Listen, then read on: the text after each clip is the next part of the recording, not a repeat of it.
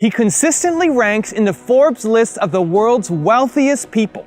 He's one of the best-known entrepreneurs of the personal computer revolution. He's the second most generous philanthropist in America, having given over $28 billion to charity. He's Bill Gates, and here are his top 10 rules for success. When I started Microsoft, I didn't think of it as all that risky. I mean, I was so excited about what we were doing. It's true I could have gone bankrupt, but you know, I had a set of skills that were highly employable, and in fact, my parents were still willing to let me go back to Harvard and finish my education if I wanted to. You've always got a job with me, Bill. And the thing that was scary to me wasn't quitting and starting the company. It was when I started hiring my friends and they expected to be paid. And then we had customers who went bankrupt, customers that I'd counted on to come through. And so then I got this incredibly conservative approach that I wanted to have enough money in the bank to pay a year's worth of payroll, even if we didn't get any payments coming in. And you know, I'm almost true to that the whole time. We have about 10 billion now, which is pretty much enough for the next year. Anyway, you know, if you're going to start a company, it takes so much energy that you know it better overcome your feeling of risk. I don't think that you necessarily, if you're going to start a company, should do it at the start of your career. I think there's a lot to be said for working for a company, learning how they do things. You know, if you're young, it's hard to go lease premises. They made that hard for me. You couldn't rent a car when you were under 25 at the time, so I was always taking taxis to go see customers. People would, you know, people would say, well, we're going to go have a discussion in the bar. Well, I couldn't go to the bar.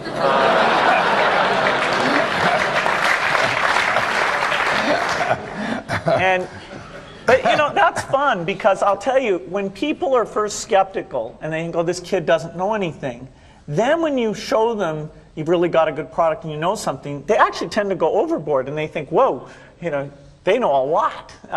Let's really do an incredible amount with these people. So our youth, at least in this country, was a huge asset for us once we reached a certain threshold. It is hard.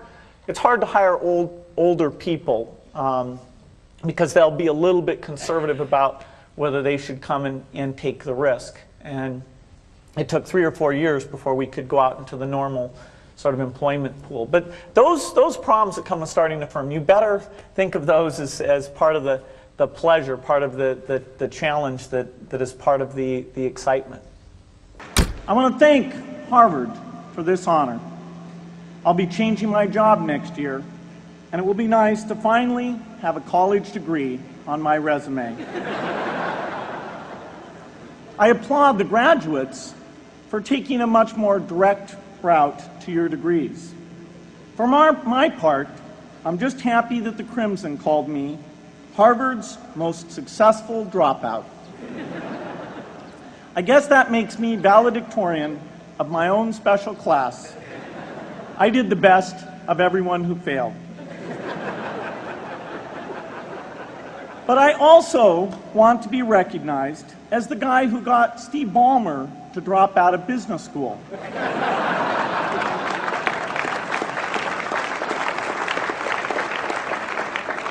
I'm a bad influence. That's why I was invited to speak at your graduation. If I'd spoken at your orientation, fewer of you might be here today. I'm in meetings a lot. My calendar gets very full with those, and then at night, after the kids have gone to bed, I'm on email a great deal. I get messages during the day. That's my chance to give long responses. And then over the weekend, I send a lot of mail as well. I take 2 weeks a year to just go off and read and think, where I'm not interrupted by work or anything else. I'm just solidly trying to think about the future, and people get to send me things to read as part of that so-called Think Week. So it's a nice mix of things. About 25% of the time that I'm out traveling around, meeting with customers, Europe, Asia, and that sort of helps me think, okay, do we have the right priorities? What are people responding well to, and what would they they like to see us do better. Hello, I'm Bill Gates, Chairman of Microsoft. In this video, you're going to see the future, Windows. Microsoft first came up with the Windows concept back in 1983. And today, the leading software users have switched into the Windows environment. It's really incredible how quickly our powerful applications like Word and Excel and PowerPoint have been adopted. It's not just Microsoft applications. Even companies like WordPerfect and Lotus have now come out with Windows applications. And every week we see new innovative work. It's really attracting all the innovation in the industry. We predicted this a long time ago, and now it's the future. The key point there is you've got to enjoy what you do every day. And for me, that's working with very smart people. It's working on new problems. You know, every time we think, hey, we've had a little bit of success, we're pretty careful not to dwell on it too much because the bar gets raised. I love bridge. Bridge helps you think. It's a game you can play your entire life and keep getting better and better. I think anybody who's good at bridge is going to be great at a lot of things. So I really encourage people to get involved, and I want to thank the people who've put things together for juniors. They'll be thanking you the rest of their life because bridge is such a great sport. I'd talk to my dad, I'd talk to Warren, I'd talk to my wife Melinda. So I have enough people that know me and actually know where my judgment isn't its strongest, where I might get overexcited about something or, forget to think about something. And so they're good at correcting, particularly Melinda, good at correcting whatever those blind spots are. And I think it's good to encourage your friends and advisors to really give them that license. I can go to a party and forget to say hello to various people or something. That's a very minor example of my blind spots. Not to the hostess. Melinda would help me do that. Yeah, she would, So, a small number of people that you can turn to on certain key things is a great asset. My best business decisions really have to do with picking people. Deciding to go into partnership with Paul Allen is probably at the top of the list. And then subsequently hiring a friend, Steve Ballmer. And having somebody who you totally trust, who's totally committed, who shares your vision and yet has a little bit different set of skills, and also acts as a check on you. Some of the ideas you come up with, you run by them because they're going to say, hey, wait a minute. Have you thought about this and that?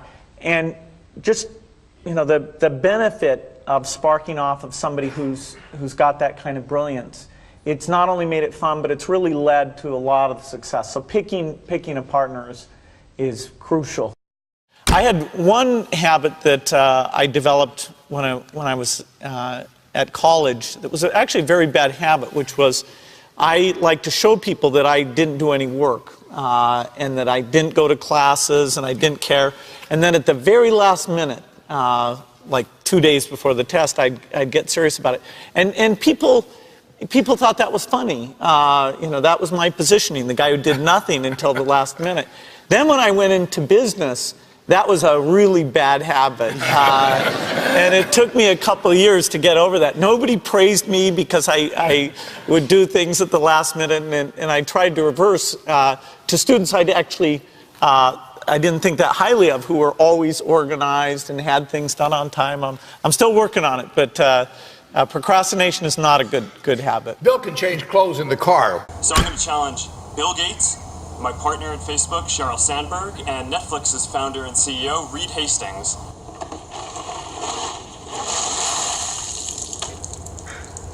I'm glad to give to ALS. It's a great cause, but I want to accept this challenge. I want to do it better than it's been done.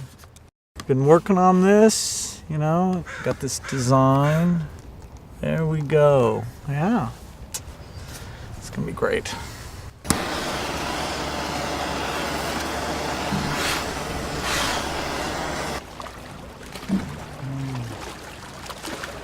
I'm here to to join the people bringing attention to Lou Gehrig's disease by taking the ALS Ice Bucket Challenge. I'm going to challenge 3 more people: Elon Musk, Ryan Seacrest, and Chris Anderson of TED. Consider yourself challenged. You have 24 hours. Good luck.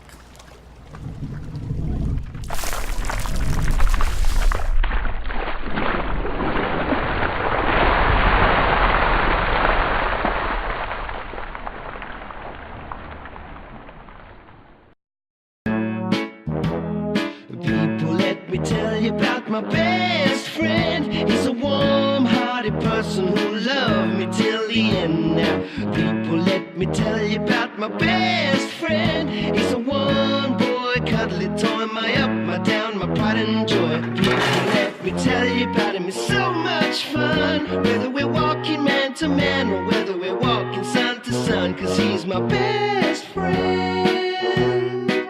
Yeah, he's my best friend. La la, ba da da da ya, ba da da ya, ba da da ya. Is it true that you can leap over a chair from a standing position? It depends on the size of the chair. I'll cheat a little bit.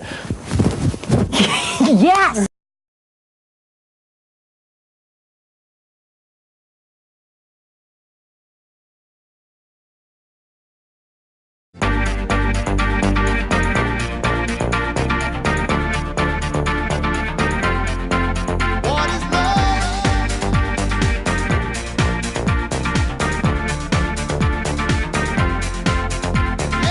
By the way, I believe in winners and losers, and especially the freedom to fail. Who? Him? Who? Him? Who? Him?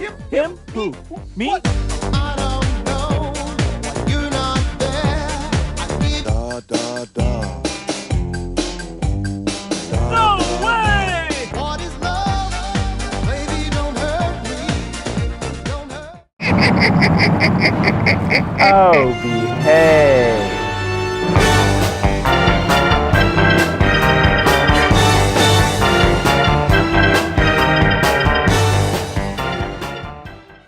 Thank you so much for watching. I made this video because a bunch of you guys were asking me to. So if there's a famous entrepreneur that you want me to profile next, leave it in the comments below and I'll see what I can do. I'm also curious to know what you think of Bill Gates as an entrepreneur and which of the 10 rules most resonates with you. Leave it below in the comments and I'm going to join in the discussion. Thank you so much for watching. Continue to believe and I'll see you soon.